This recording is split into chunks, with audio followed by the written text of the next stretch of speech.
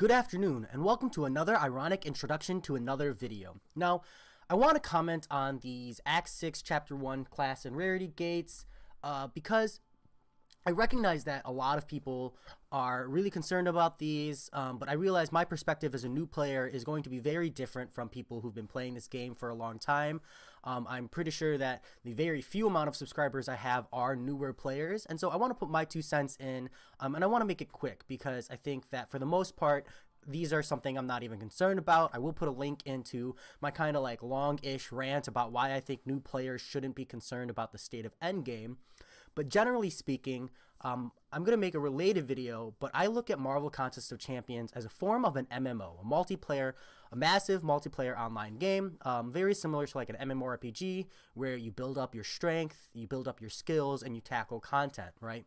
And there is some PvP aspect, even though it's indirect. There is some large amounts of PvE content where you kind of tackle on these boss fights, right, with like Realm of Legends, etc.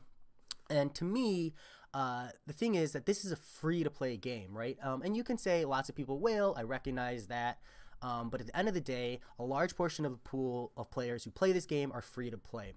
And the thing about free-to-play games is that the developers have to kind of manipulate content as well as character releases in order to maximize profits, right? So the way they do that, and I'll go into further details, is essentially they milk the whales, right? Get as much money as they can out of the whales first, and then once the whales are like, okay, we're done spending money, they draw back and then they milk the free-to-play players, right? They either give them good free-to-play options where they might have to throw in like $5 or $10 to kind of just like meet that threshold, or they give them like 99-cent or $2 offers that are so good that they can't not buy them. And in that sense, they draw revenue from both sources, right? They draw like 1% of the population and they get $2,000 per player. And then the other 99% of the population, they're drawing like $2 or $3 per player. And in this way, they draw from 2 pools of revenue. And that's what I would argue is both a benefit and a problem of free-to-play. But when you're looking at this endgame, you're looking at this Act 6, I think the major issue people have a problem with is the 6-star champion gates. I would go over this, but I'm sure you guys have already seen many people comment, so I'm just kind of comment on specifically the 6-star gates. And to me, I think you should look at it as something you should ignore for right now. Now, I'm not saying this won't be a problem, right? Like, from what I've seen, 6 stars are a total pain in the arse to get right now. And so right now, the 2 champion gate might not be too bad, but the 4 champion gate will probably be just miserable for most players who are free to play or low investment into the game. And I understand that, but right now, that's not a problem. What you should look at this as is this is whale bait. What they are essentially saying is if you are a whale Cavalier crystals, right, get some 6 stars and clear this content. And so you as a free-to-play player, the way you should look at this content is it's in beta. This content, while available, is not available to you. And so you should think, okay, what I'm waiting for is for the 6 stars to become more accessible, right? Because they even say in this post that they intend to make them more accessible, and they do claim that they think they're relatively accessible right now. I would make an argument against that, but I am not a player grinding those yet, so my opinion's a little invalid at least, but from what I hear, they're not quite accessible to free-to-play players.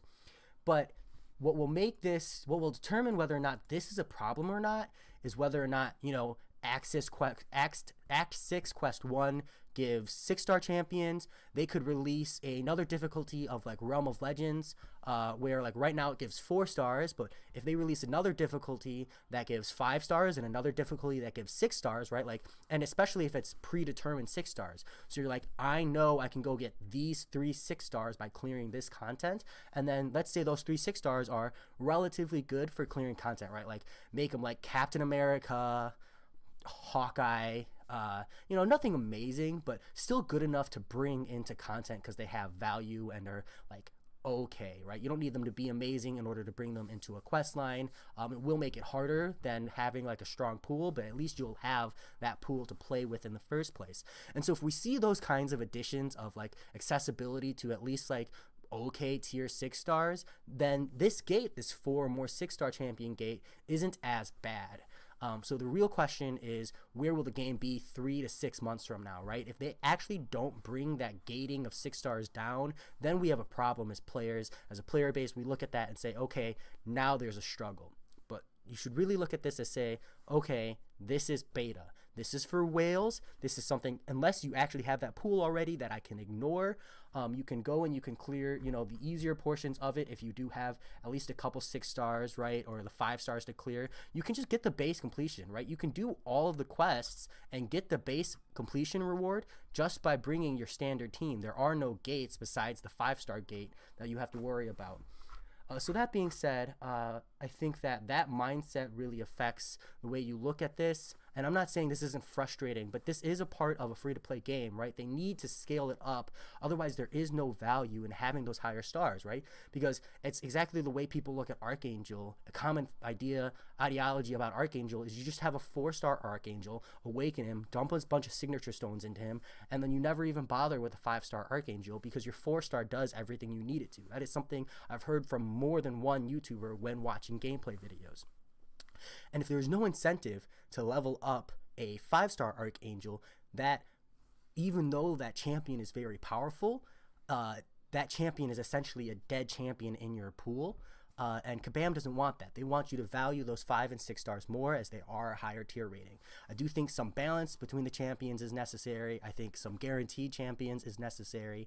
But those are things we could receive in the next 6 months, maybe 6 months to a year, And with that mindset of like, let's just wait it out and see, you might find that you aren't even reaching this content, right? Like if you are one of those players who is like literally just waiting on this new content, then this means a lot more to you. But I do know that a majority of the fan base is thinking about something that they aren't even available to access yet, right? They're not even there yet. They're still maybe full completing Act 5, or maybe they're still struggling to even, max awaken their 5-star pool. And I think that ideology of just wait is going to be really beneficial to you when you look at this game. And then 6 months from now, we'll readdress this post, kind of reevaluate, well, how did Kabam do? But my major point that I want to stress is right now, look at this Rarity and Classgate and think this is content for the whales. The whales are pretty much just paying money to have access to content faster. Think of this as it's in beta. Think of it as it's not available to you yet. I think you'll find that you'll be a lot happier. That said, exercise a little bit patience. I know that I'm not the best example of that, but be a better player, be a more patient player than me, and I will talk to you later.